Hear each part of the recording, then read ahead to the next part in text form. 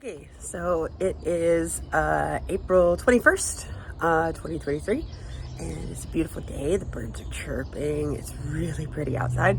And I remember mentioning on the phone the other day that I got me a greenhouse, and I haven't shown it yet. So I'm going to do a video. I'm going to show you my greenhouse. So this is my greenhouse. I got it for 50 American Doll hairs at Aldi. There were only 2 left, and they were kind of stashed away in a corner, and I grabbed one. And then when I was walking around, somebody asked me, "Where'd you get that?" So really glad I got it. Yeah, it's about like 6 feet high.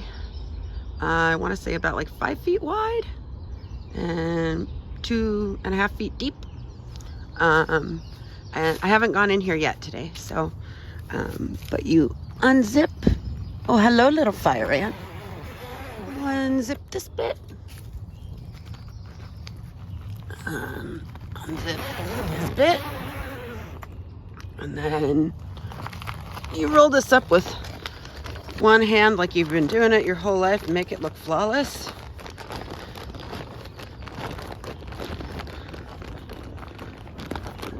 Realize you can't hold a phone with your teeth. You know, I'm learning a lot about myself doing this. Sorry about the shaky cam. A horror movie. All right, we're just gonna go inside now. So on the top here, you'll notice I've moved my little basil plants into here because they haven't been doing so hot. I can't tell if it's because it's cold in their babies or like, or they got bugs or something. There is a little orange spider there, but who knows? It seems to be doing okay because it has new growth right here, like those 2 little leaves at the top. Same here, like they're still growing. They just kind of look crummy. Going on to the next shelf is my little seed starts. So you'll notice that one is missing because this row is cucumber seeds, and all 3 of the seeds that were in this pot sprouted. I was very pleased, but got another one coming up there. That one, these 2 are okra. This one is muskmelon. Haven't seen it pop up yet, obviously. And then these last 2, I want to say one of them is a jalapeno and one of them is something else. I forgot already. I'd have to literally go back and look at my pictures of what because I put my seeds here. So you know what? I'll do the same thing like I did last time.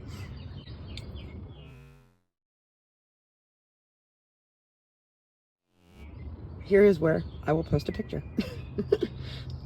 And on the bottom shelf, I've got one of my, I've got a Venus flytrap in a little coffee cup flower pot.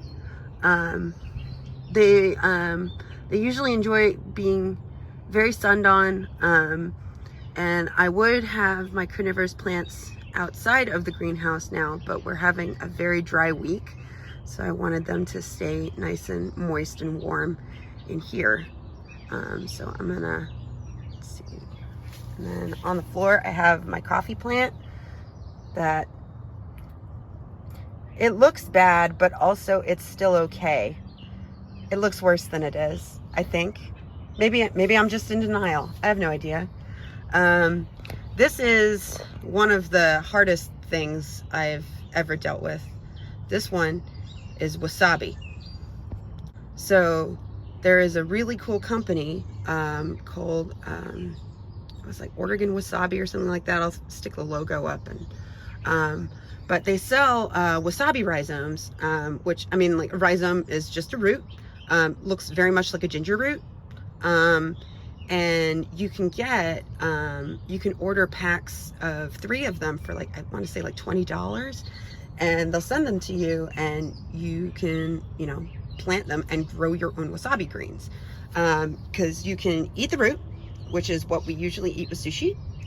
Like if you ever have, like if you can ever get it fresh, it's really just the root that they grate against a mandolin, or like just they grate it really fine like you would ginger, and that's what you eat with your sushi. But you can also eat the greens as well. And usually, or like, if you're successful at growing wasabi, hashtag not bitter, it will grow crazy green, really tall greens that you can eat for salads. But because wasabi really grows in riparian areas of Japan and the mountainous regions where it's humid, wet, more dappled sunlight, like they don't much care for a whole lot of sun. So I was trying to grow it in a shadier spot, and for a while it had 2 leaves. Now it's down to 1. This is the last rhizome I have as well, because I went through 2 of them and they did not do well. So I don't know if it's a fool's errand, if I'm going to continue trying to grow wasabi, because I really want to. And I might have to get some new starts and actually just try them in the greenhouse and see how it does, because this is just more of an afterthought. So to be continued. That is an experiment that I might try again. As we go up another level, these are all of my little plant babies that were the seed starts that were in the seed tray behind me. So these ones, I believe, are Scabiosa. I really have to look again. This might be French marigolds. And then this one,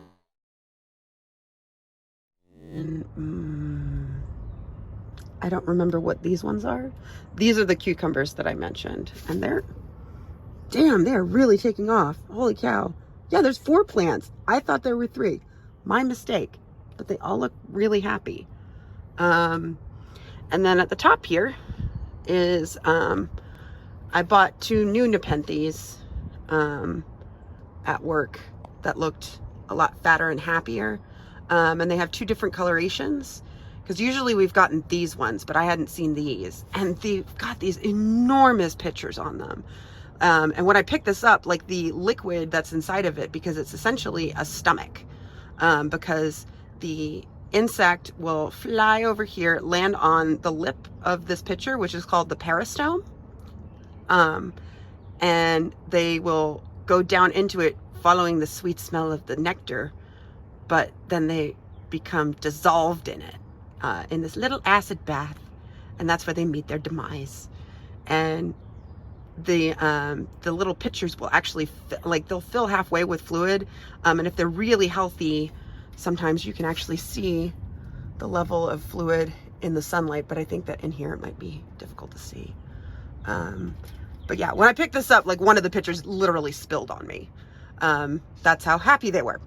So, but yeah, so this is where I'm keeping my carnivorous babies and my seed starts. And there will definitely be more greenhouse videos in the future.